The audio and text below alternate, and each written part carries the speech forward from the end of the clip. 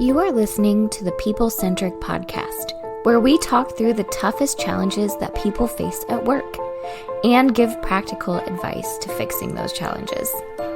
Thanks for joining our movement to create workplaces that are happier, healthier, aligned, and empowered by putting people at the center of all that we do.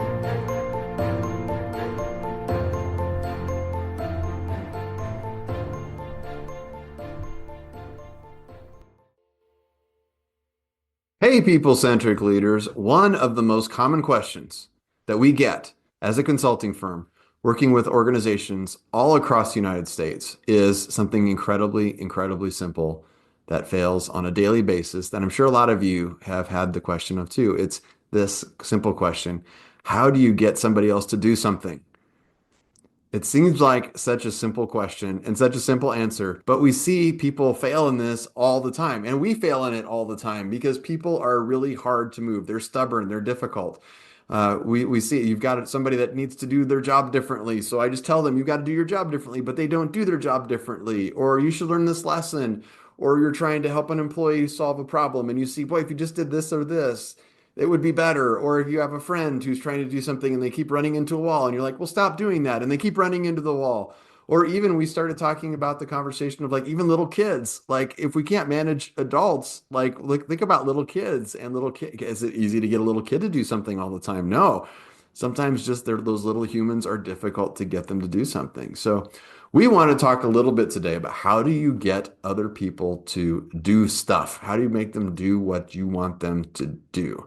And some of that's going to be a little bit the tricks of the language we just used. I literally said, how do you make people do what you want them to do? And I'll give you a hint. The language itself is flawed. So we're going to get to share a little bit with you some tactics that we see managers use that are bad, that are incorrect, that don't work very well. We're going to talk about some tactics that do work really well, and we're going to help you with all of that. So how do you get people to do what they want to do? So on our call today, you've got a good chunk of our team here. We've got Bethany is with us here today. Bethany, you've got children. How do you get them to do what you want them to do? And are you always 100% successful in doing that? No, I'm still trying to figure it out most of the days that I have with them. Do you see, would you agree with me? So like I've got my kids are bigger now, and that doesn't mean that suddenly they all do what you want them to do. They just do it, they just don't do it in different ways, right? It's just different. Would you say that, would you say, I sometimes tell people like parenting and managing are actually very similar skill sets. Would you agree with that? Absolutely, yes. Yes, and it's very hard. I empathize with all of the managers and the parents in the room that you're just trying to figure it out, because you want people to just do the things that you tell them to do. You want your kids just to like do what you told them to do. You told them to pick up their room 10 times and they still haven't done it. And I don't understand why. It's very simple. Just do the thing that I said to do. But it's like you have to play mind tricks sometimes, and that feels annoying. But the reality is our brains work the same way as the people we manage, or the way that our kids' brains are, all of that. And so it's challenging. Yeah, and some of the things I like it, you said mind tricks, because sometimes when we talk to people about how to do this, I've had people ask the question, say, aren't you manipulating somebody else? And we can talk a little bit about that. What's the difference between managing and manipulating? Because if you're manipulating, you're trying to get somebody else to do something, but you're also trying to do that as a manager. So Yeah. when is that good or evil, right? What does that look like? I remember, Bethany, I think you and I were working with a client who was a younger manager, and he was talking about how he was trying to help his team be more efficient because they were wasting too much time around the office. And he said somebody got up from their chair again to go talk to somebody, and he looked at him and he snapped his fingers and he says, "You sit down." And he like snapped his fingers and pointed to him. And we said, is that really what you did? And he goes, "Yeah, I got tired." And it's like, can you just reflect to yourself, like you like snapped your fingers and pointed the person and yelled at them to sit down? And he was like, "Oh my gosh, I did. Like, Yeah, I totally did that. that's exactly what I did. That doesn't sound like an effective approach." So Yeah. yeah, so it's not snapping your fingers and pointing. That's not the way you do it. No, and I think that, transparently, the times that, I don't know. Sometimes parenting is a little bit different than managing in terms of your role, right? But I will say I've been less effective when I have the harder that I pressed my kids and when I've had to say, go do this thing and we're going to do it right now and they're not doing it. And so then I feel like I have to walk them over to do it. And it's like they still don't want to do it. They still drop to the floor and they pout and they like refuse to do the thing that you want them to do. And so it's really, yeah, it's really challenging until you figure out. So I think it's like, I feel like I can just hear other people though on the other side to be like, well, you're a parent, so you can't just be, light and fluffy and let them do whatever they want to too. So what's the balance? What's the balance there too? And it's probably, again, not much different than what we'll talk about today. So That's good. I like that. So what we're talking about is not manipulative. It's not light and fluffy. Although it could be if you decided to use it that way. So, I mean, some of the things we're going to talk about, what do you make them do? It might be care about their job. It might be doing something that helps the company, whatever those things are. That doesn't sound light and fluffy to me. That sounds profitable. Like, so let's put it into context. We're not just talking about making everybody happy and catering to everybody. We're talking about running successful organizations here that make money so that everybody can be awesome. But the good thing is that the world was created in a way that if you do it the right way, that people get excited about it too, and they make more money when that happens. So that's being people centric. Philip was just recently. I got a call. Philip is with us here. Philip is famous now. Philip was already famous in Springfield. He was already famous in Springfield, Missouri, which is where three of us here on the call live. One of us does not. But Philip, tell us a little bit about why are you such a press hound and what made you that way where you just need the attention? Go ahead. Unlike the 25% of us that moved away, but still very much loves our town, I think everyone should, not everyone, but amazing people should move here. And I think most people are amazing. So yeah, no, I think what we're talking about, the local Daily Citizen did an article. A friend reached out and said, hey, young people who care about our community, what is this? Talk about it. And in it even, I think the one thing I talk more than I listen still. I am a work in progress, but I do like to listen. And essentially, I just talked about, you listen to a bunch of people who've been here forever or just moved here.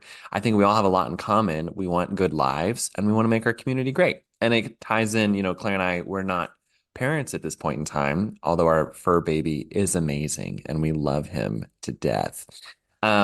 Coaching him is very different than coaching a human person, though similar at sometimes too. I think when you're listening to what people need and what people want, the difference of like shaking your fist in front of someone and just like, go do this thing now. You could say that's influence or manipulation. You could be manipulating with your authority and your fear there. But I think the first step to influencing people really is to listen. That's one thing I just like to say is like, listen, consider, serve. Or you could say, listen, consider, do. And I do think that's a lot of what coaching is, help someone listen, inspire them to consider, and then figure out what you do next or what do they want to do next. That's good. There's some good wisdom nuggets in there. Philip, you mentioned it briefly because I'm poking at you a little bit on this, but he was featured in the Springfield Daily Citizen, and it was an article. It was a guest article from a mutual acquaintance of ours who was highlighting young people in the community and what they've done. But I mean, he talked about the article opened up like every community needs a Philip, I think is what it said, or every city needs a Philip. And it talked about like the impact Philip has had and how much work he's done in the community. I know you're a humble guy, so you don't tend to talk about that stuff of what's in there. But my question to you that's related to this topic is who made you care about Springfield? I always say first Claire. I'm a Colorado native. So when we moved to Springfield, Missouri, I would say Springfield, misery. I hated this place. I didn't mow a yard until I was 13. And again, in the mountains, you have no yards. You have mountain. You're just a big mountain that you go explore. And so the quantity of sweat in the Midwest in the summer, mowing a yard, Springfield misery. But you fall in love with a local, and that causes you to step back a little bit like, wow, this is an amazing person. How did you come from a place like this? Flyover country. And that led to just like many, many relationships. Our team is definitely a reason to stay. I think in the article too, one thing I just said is kind of to our point, like, how do you make change happen? The Midwest gets a lot of cliches of we settle for things, we're humbler than we should be.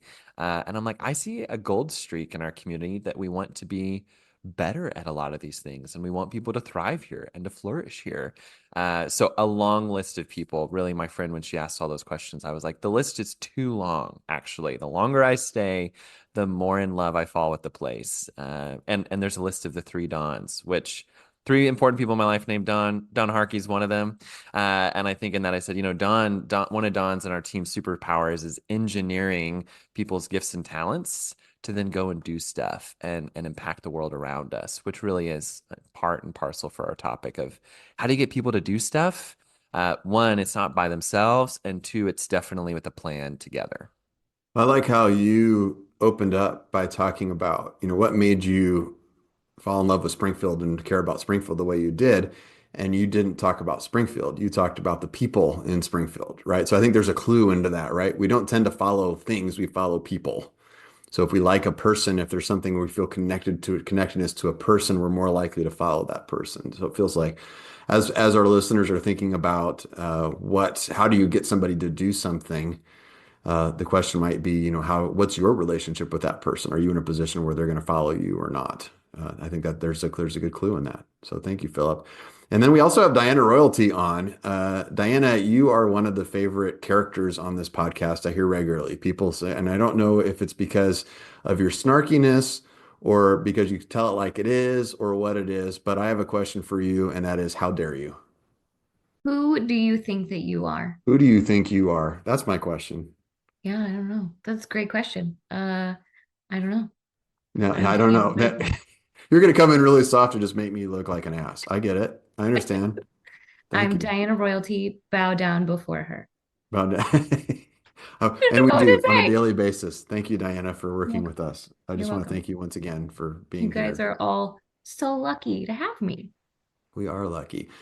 No, Diana kind of brought part of this topic to us, and it came from a question that we got. We always ask people, hey, send us questions if you have questions on things. And sometimes people do that through the podcast, and then people do that just because they know who we are through social media. Sometimes they know that because we're friends and we still talk about work because we love what we do. But you want to talk about your question that you got recently? Yeah. So just this morning, like, guys, this is how quickly we put together a podcast. There is no, we really get on it and talk about it raw. Just this morning, someone texted me and at 6:37 a.m. and said, how do you approach people who are highly inefficient that you want them to see it and fix it themselves? I have not answered because I've been working, but I will answer them. And I thought that it was such a great question that we get a lot, to talk more about, man, what are you trying to get? Why do you want this person to do this thing?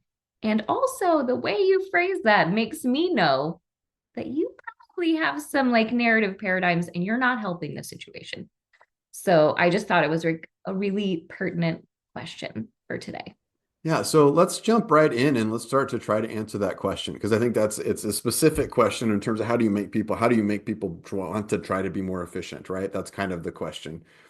But you're right, the way that that was worded does give us some consulting clues. So let's talk about the answer to the question. Let's talk about some of the clues with how that's worded. So we often talk about like mindsets and things like that, but what's the answer to that question? How the heck do we get, what's our advice? I think the short answer is like, well, you as a leader probably could make people do some things short term. But I feel like this person's clearly frustrated. Our consultant head is usually like, oh, well, then what are you really trying to do? What more is going on here? How can you develop them and influence them as opposed to make them? Which clearly there's some frustration, all those things. So I think you can make people do something short term, but to like take them somewhere and build that alignment is a different thing. That's at least my first hot take. Mm-hmm.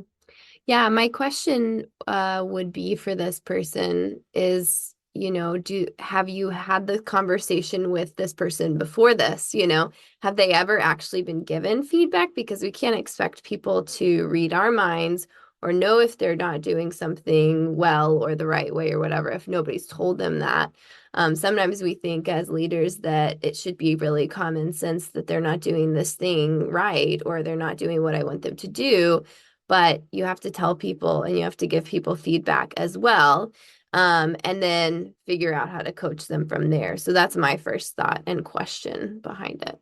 I like that. I was thinking that too, Bethany. There's a better than average chance that the person in question does not know that they have poor efficiency, right? Mm-hmm. Because we don't tend to have those conversations. We know that a lot of supervisors and managers of people tend to avoid those difficult conversations because they're awkward. And especially if you're struggling with somebody, the mechanism might be that person's struggling, they have low efficiency. You're trying to encourage them in kind of sideways ways, but not really saying like, you're not as fast as we need you to be. You've got to be faster. Usually we're not saying that. And the reason we probably don't say that is because that seems like that's going to make it worse. Initially, maybe is okay. If the person's struggling now, me poking at them is only going to make it worse. So I'm just going to try to watch over here and try to do some subtle tones, some subtle ways to try to motivate that person, right? Yeah. Yeah. And I think, Dawn, there was one time that you kind of did this with a team where I think it was a team of artists, and some people created art really quickly and some people created art not quickly. And obviously, if you're working in a company, they want you to create it quicker, like do it quicker. And so you just sat down with the whole team and you were like, employee A does it in 30 seconds. Employee B does it in 5 minutes. What are the things that employee A is doing that employee B could do better? Like, right. And like, I think the whole team was kind of shocked at the disparity in that and just the wideness of that data, and just sort of said, oh my gosh, like I had no idea you could even do it that fast. I had no idea that you could work that efficiently. Yes, please tell us what you're doing. Because I don't know that people go to work and are like, let me be inefficient today. That's just not like it's not a thing that people do. And so I loved how you sat down with some just, I don't know, pertinent information, relevant information, and just said, what are these two people doing differently? And I will add, in this team, I think, this is your story. I don't know why I'm telling it. I think in this team, the person that also did it really quickly got the most approvals too. So it wasn't like they weren't doing the highest quality work. They were getting the work approved really quickly. So it was like, we can learn from each other. We just have to do it. We just have to learn from each other. And just pointing that out was just really powerful. And you did it in such a kind and wonderful way. And I think about that story when people talk about inefficient employees or things like that. I always think about how we went about that and said, here's just the information. What can we learn from each other? Yeah, and it was a powerful moment because it started off with managers first of all, they hadn't been measuring production. So management did some initiatives to measure productivity. And so they were really surprised by the variance. And it was a lot, like you said, like it was like it took one person, I don't remember exactly the numbers, but just to get it raw, like it took one person, an hour to create art, and it took another person 8 hours to create a piece of art. Like same thing, same assignments. It was taking some people as much as like 7 or 8 times longer. And you're right, the person that took an hour, who was the most efficient, would have been generally considered to be the best. And so management initially was like, why are you so inefficient as a team? Like, what are we going to do? And their initial response, what they wanted to do was take the people who were at the low part of that list and start to say like, okay, I'm going to send you to a class or something on how to make art faster or something. Like, what can I do? Do I teach you this? Do I threaten you? What do I do? And what we did initially is just reflect that information. We just got new information. So just reflect it back to the team. And what we're doing is two different things there. When we go back to our people-centric truths, right? Our truths, if you've been listening to us for a long time, we've got 8 different people-centric truths. And you can go back and look at those. I'm not even going to try to go through what those are. But that's the basis of science of how people work, right? And so the science of how people work is, we know that number one is that they need autonomy, which it comes into play here. So if I take ownership of the thing that I need you to do, I am taking that away from you. You as a human being, just because the way you're hardwired, are going to resist the thing that I'm pushing you to do. If I come up to you and I start pushing on you, you're going to start pushing back on me. And you won't even know why you're doing it. You just will. That's just how brains work. So if that manager went to that team of artists and said, you all have to make art faster, then what's that team's response going to be? They're going to sit back and say, art is not about, that's not why I got into this. I didn't go to art school so that I could learn how to make art faster. I didn't get into this so I learned how to make art. I want great art.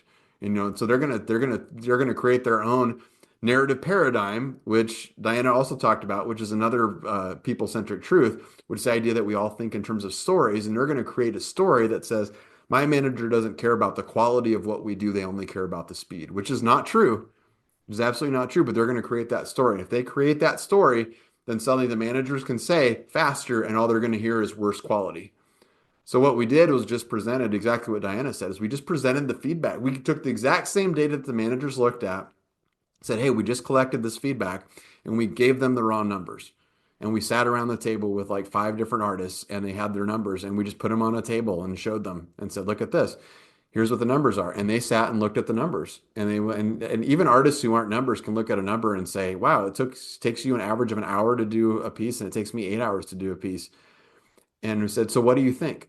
What are your thoughts on this? Is all I did. Just said, here's the numbers. What do you think? And we showed the numbers, and they sat and looked at it for a little while, and I gave them some time, and there was some awkward silence.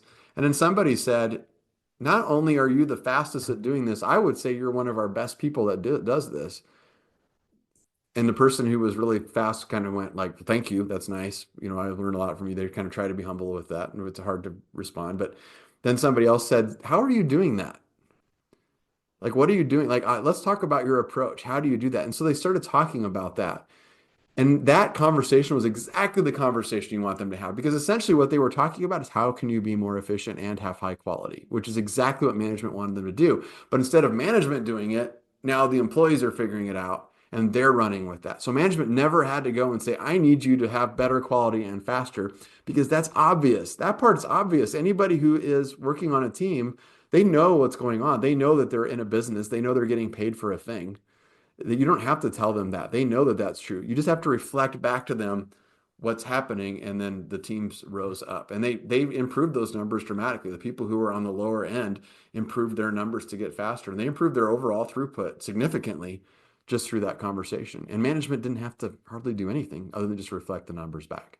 I love this story because if that question is how do we get people to do things we want them to do, we didn't tell them anything. We did not tell them that we wanted them to do anything differently. We just reflected the data. That's it. Yeah. And we didn't like force anybody in anything. We didn't put anyone on a pip. It was very simply, here's the information. What are you as a team going to do with that information? And the team collectively rallied around it and changed their practices, used each other's best practices, and improved the output. Yeah. They had their own buy-in on it.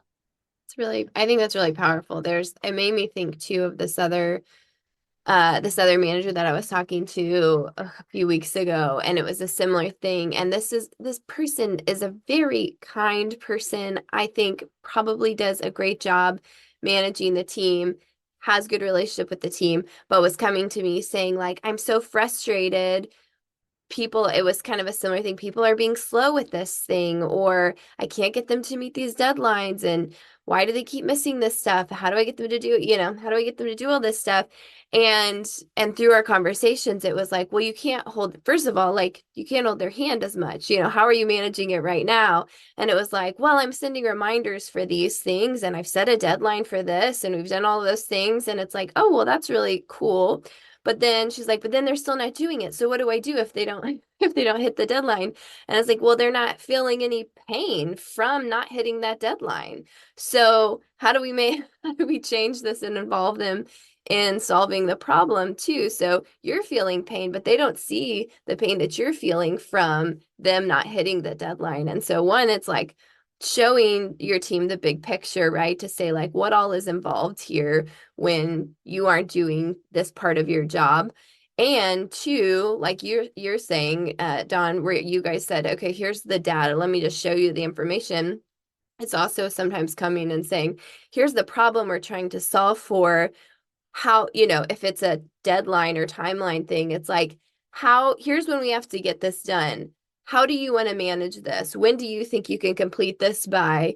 And when can, what's going to be your first step? And I think that feels frustrating sometimes for a manager to sit down with a person and be able to do that and think through that. But it creates so much more ownership in the process to say, I'm not telling you when you have to get this stuff done, or how you even have to do it, but I need you to help think through and create that and create some ownership for it so that it's on you, not me at the end of the day. If you miss this deadline, then I need you to be able to answer for that and make it right. Yeah, a friend of mine who's a leading researcher in motivation calls that freedom within a framework. Yeah. So like you're still creating a framework of saying like we still have to be productive as a team. We have a goal, we have a thing that we need to do, we have a product we need to get out. But I'm going to give you freedom now to make decisions to improve within that framework. So I'm still giving you, there's still freedom to work within that. It's not the micromanaging.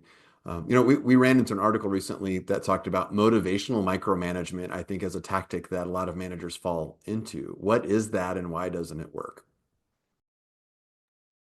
So motivational micromanagement, I think the way that it was described is really, it's just like giving advice in a really nice way. And it's saying, what if, we're having this issue, I'd like you to do this, and then I'd like you to do this, and could you please do this?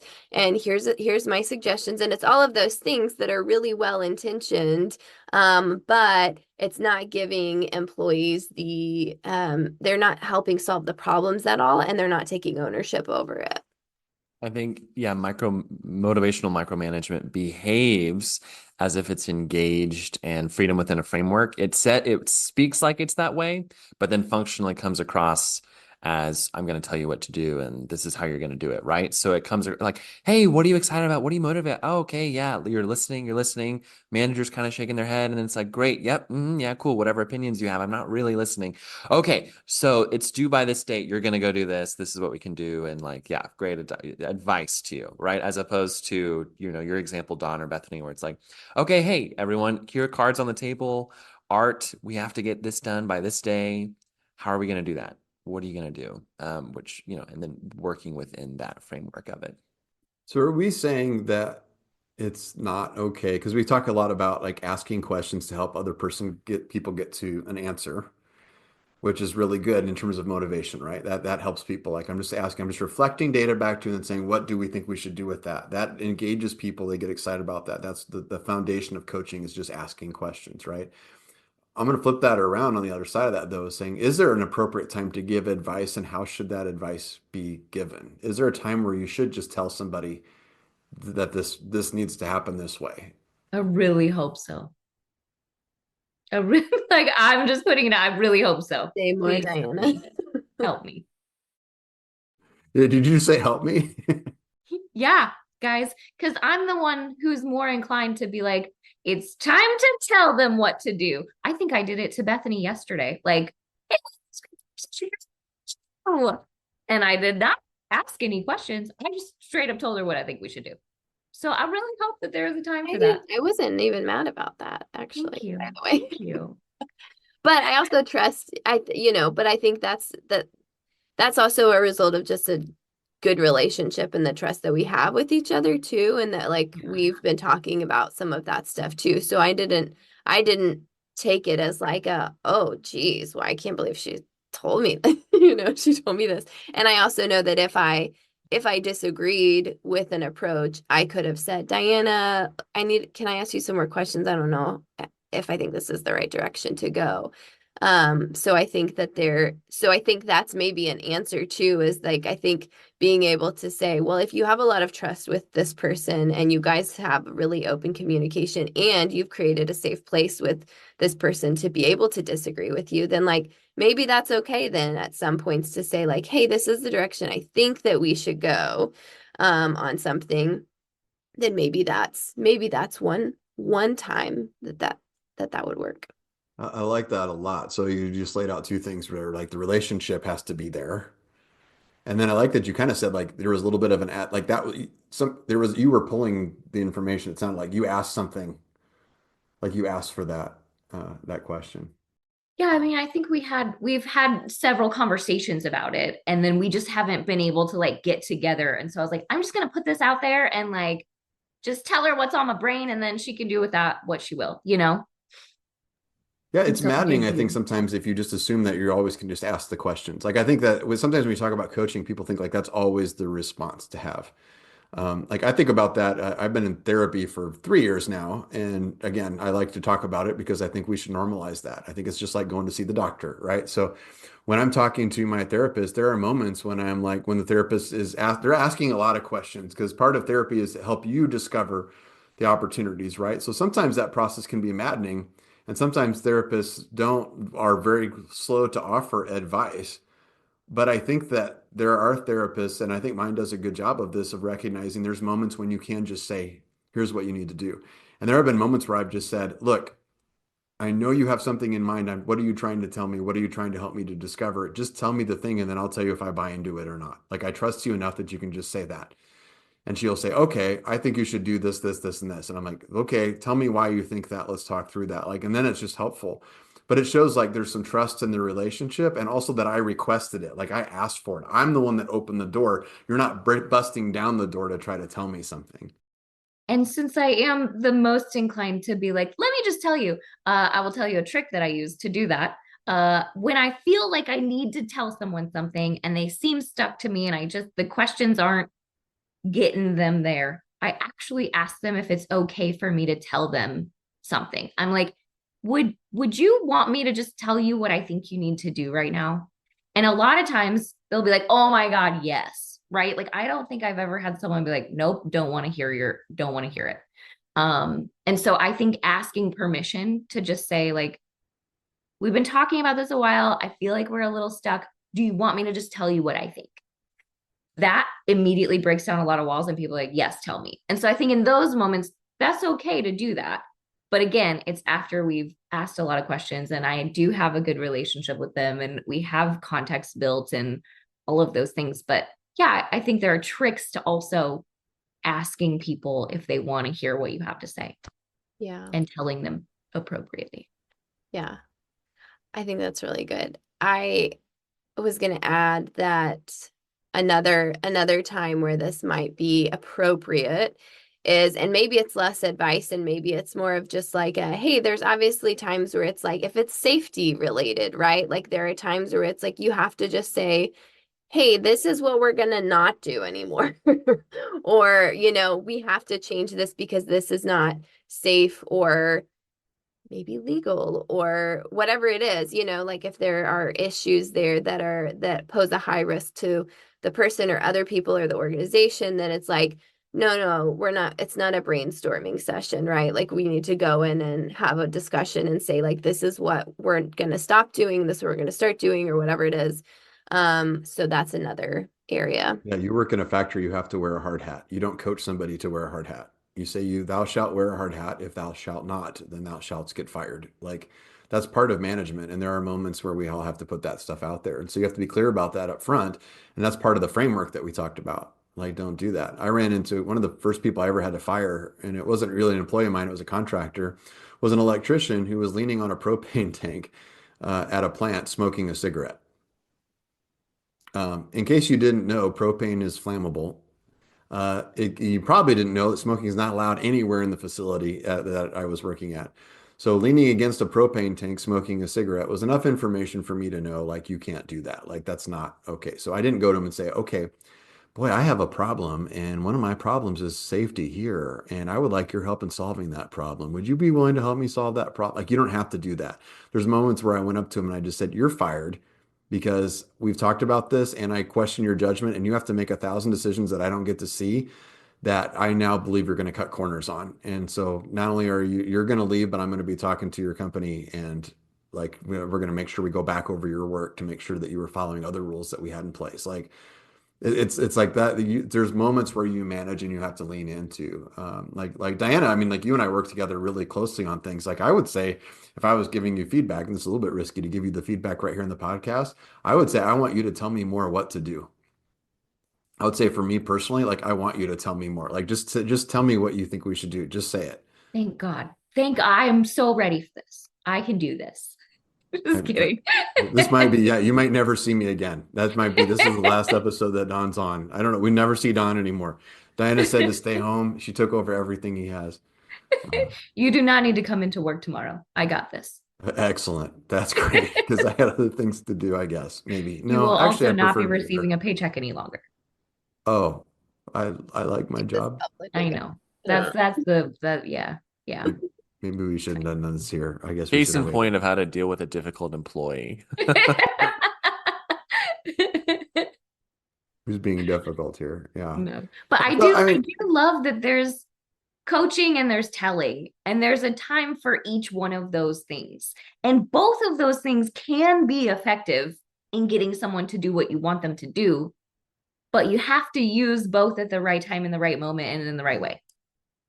yeah, and Which the I key makes is, do they it own it or complicated. not, right? That's the question. Yeah. I always think that when we train managers, we're asking, does the other person own it? So, like your friend who asked the question, if I've got somebody who's highly inefficient, my first question to that person would be, does the other person know that they're inefficient and are they owning that? Are they trying to become more efficient?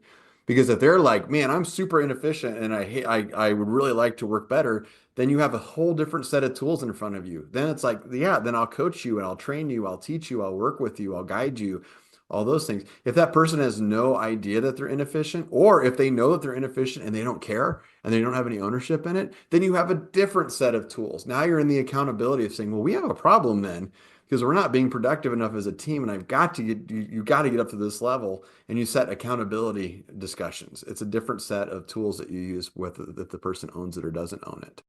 One of our favorite bands is Fleet Foxes, and they have lyrics in one of their songs. It's easier to very good, very folksy. They're like, it's better to run to something rather than away from.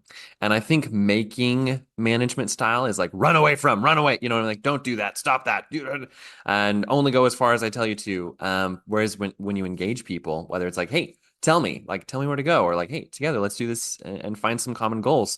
I think that's what a framework helps you do. Like, where are we going?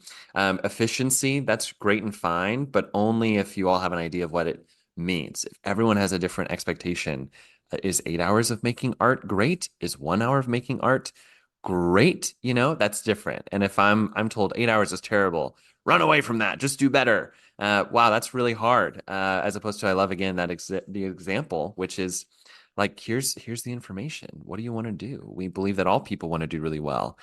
So run to it. We were with a leadership team last week with different specialty lines, and all of them said, no one's clear with our providers in any of these areas. None of our providers know for scheduling what's good and what's bad. So on the board, I just wrote out, okay, this is what you're saying, specialty, specialty, specialty. I said, what do you think is good? And their whole C-suite together said, oh, well, probably between 8 to 10 visits a day for that section. Everyone had a pretty clear idea. They just didn't know they all agreed on it, right? So when we wrote it all out, it really helped the whole room say, we're actually not that far off from our goal like we thought we were. We just need to help everyone then know what our goals actually are now. And they're way more realistic than we thought. We're off by 2 visits a day on average. Like, we can make that happen. We'll just change some processes, right? So just an example of what making a goal looks like to then build the buy-in and make it happen together.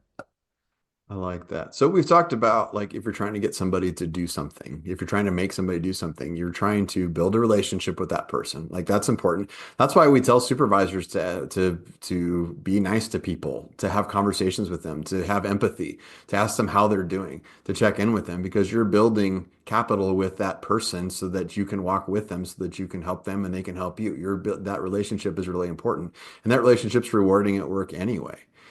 That's why we tell people to communicate really clearly. Are we winning or not? To share numbers, share metrics, share KPIs, share success. What is winning? What's the score? Because humans don't like to lose. And if you know that we're losing, then our nature is to figure out, well, how do we win? How do we start to win? Or if they don't start to try to figure those things out and they want to push back, then be thankful for the clarity as a manager that you now know you have somebody on your team that wants you to lose. And the only reason that they show up every day trying to help you to lose is because you keep paying them to. So maybe you should stop that. Like, this is not all soft. And then this idea of telling people versus asking questions. Asking questions is a great way to try to get other people to take ownership in the problem that's at hand. So your goal, I think, if I'm pulling all this together, is not to make somebody do something. It's how do you help them to know that they want to change the thing. That's a little bit of a difference of a goal. And that's tricky. That's harder to do. That's hard to do as a parent for a child. But what you do is you lean into those things that we all want: autonomy, and we don't like to lose. We're competitive. And you share the problem that we have, and then the other person tends to lean into that. Any other words of wisdom for our group? I think this has been a good foundational discussion for us today. I think the only other thing that I want to add is that both parties need to believe that the other party can succeed, right? Like if you're a manager and you go into it like, oh my God, this person's so inefficient, they're gonna fail. Well, then they're gonna fail because you're not actually believing that what you're doing is helping or what you're doing is going to get them to succeed. And I think you've signed their death certificate on that. Like, it's just not going to work. The management needs to believe more than anyone that this person can succeed with just a little bit of help. And so if you're managing someone and already believe that they're going to fail, then you're going to help them fail. And I see managers do that a lot. And I want them to know that, like, you have to believe that they're going to succeed and then help them succeed. Yeah, and I think to add to the conversation we've already had is like, you as a leader, this doesn't mean that you're hands off from your team and that it's like, okay, well, I'll just let them solve the problem and I'll just sit back and wait and see if they do it. It's like, no, you can still like be there. You're there to help facilitate that and then offer support and help and say, I'm not necessarily I'm going to do this for you, or I'm not going to, maybe I'm not going to tell you exactly what to do, but to our conversation before, like, be there to jump in and help support and help guide them to create solutions together too if they need it, because maybe they feel stuck and they don't know where to go with it. And that's okay too. It doesn't mean you're totally absent and hands off too.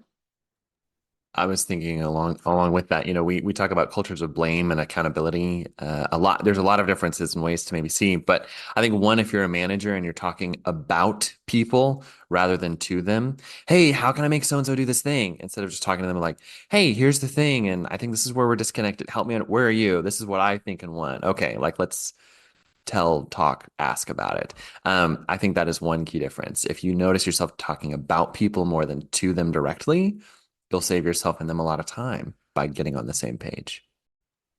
Those are great observations, great tips. So hopefully you all have gotten to listen to this and gotten some great input on how can you help other people to want to do the same things that you need them to do, right? How do you manage other humans, and maybe even how to raise your kids, frankly. Like, there's a lot of good tips into that. If you apply that to your children, it works pretty well. Like, children are little humans, and there's a lot of things you can do if there's some autonomy. Like, give them some choice within a framework of things that they're allowed to do.